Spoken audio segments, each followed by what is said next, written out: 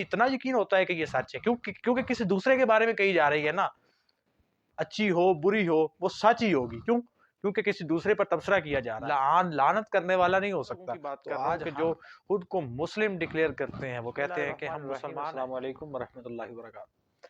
ناظرین، ہم جس دور میں رہ رہے ہیں، جہاں اپنی زندگی گزار رہے ہیں، جس معاشرے کا ہم لوگ حصہ ہیں، وہاں ہماری زندگیاں،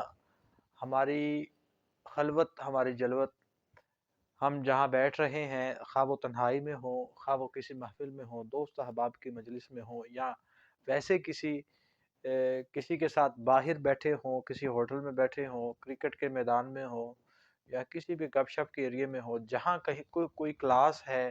یا کوئی ویسے جنرل ڈسکشن ہو رہی ہے، یا کسی بھی گفتگو کا ہم حصہ ہیں، کسی بھی مجلس کا ہم حصہ ہیں، تو وہاں ہماری گفتگو کا موضوع کیا ہوتا ہے، ہماری گفتگو کا لب لباب کیا ہوتا ہے؟ ایسی لا حاصل گفتگو ہوتی ہے، ایک ایسی ڈسکشن ہوتی ہے کہ جس کا کوئی نتیجہ نہیں ہے، جس کا کوئی مقصد نہیں ہے، مطلب ایک ایسی انوائرمنٹ کا ہم لوگ حصہ بن چکے ہیں کہ آج اگر ہم کوئی گفتگو کرتے ہیں تو وہ گفتگو کم ہوتی ہے، کسی کی چغلی زیادہ ہوتی ہے، گفتگو کم ہوتی ہے، کسی کی غیبت زیادہ ہوتی ہے۔ تو یعنی یہ عام انسانوں کا تو میں بات نہیں کر رہا، میں صرف ہم اپنے لوگوں کی بات کر رہا ہوں کہ جو خود کو مسلم ڈکلیئر کرتے ہیں، وہ کہتے ہیں کہ ہم مسلمان ہیں، تو مسلمان ہونے کے باوجود ہمارا جو کردار ہے، ہماری جو محافل ہیں، ہمارا اٹھنا بیٹھنا ہے، جن لوگوں کے ساتھ ہم انٹریکشن کرتے ہیں، گفتگو ہماری چلتی رہتی ہے، تو ان کی میں بات کر رہا ہوں کہ وہ کیا گفتگو کرتے ہیں، کیا ان کا لب لباب ہوتا ہے۔ اور اگر کوئی بات چل رہی ہے، کوئی ڈسکشن چل رہی ہے، تو 100% میں سے 65 to 70% وہ صرف کسی دوسرے پر اس کی ذات پر تبصرہ کیا جا رہا ہوتا ہے، کسی دوسرے کی جو خوبیاں ہیں یا کسی دوسرے کی جو خامیاں ہیں انہیں جو ہے وہ ڈسکشن کا حصہ بنایا جا رہا ہوتا ہے، کسی دوسری ذات پر، کسی دوسری شخص کے جو اس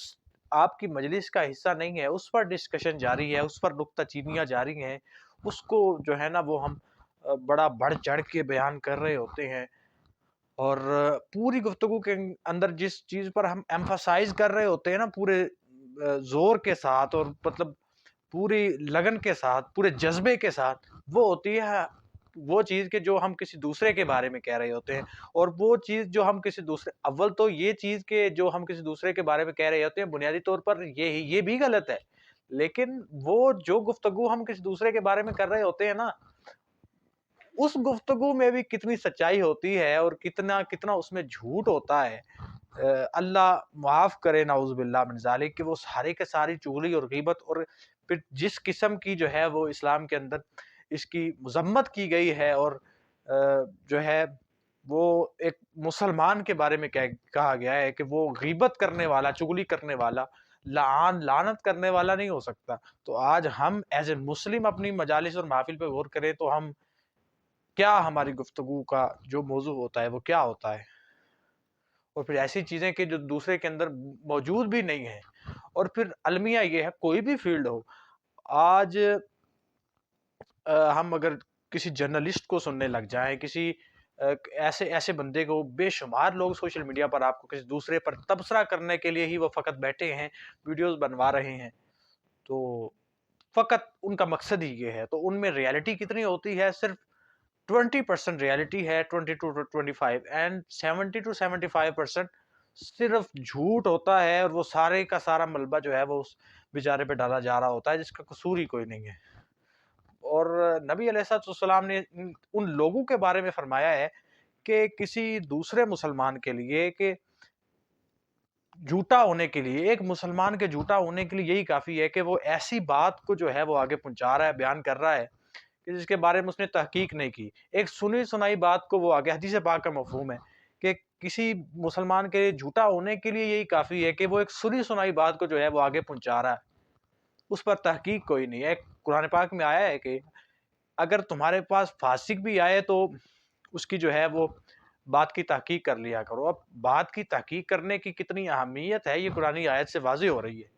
اور ہم جو ہیں وہ سنی سنائی باتوں کو اتنا اچھال رہے ہوتے ہیں، اتنا اسے پھیلا رہے ہوتے ہیں، گفتگو کو کا حصہ بنا رہے ہوتے ہیں کہ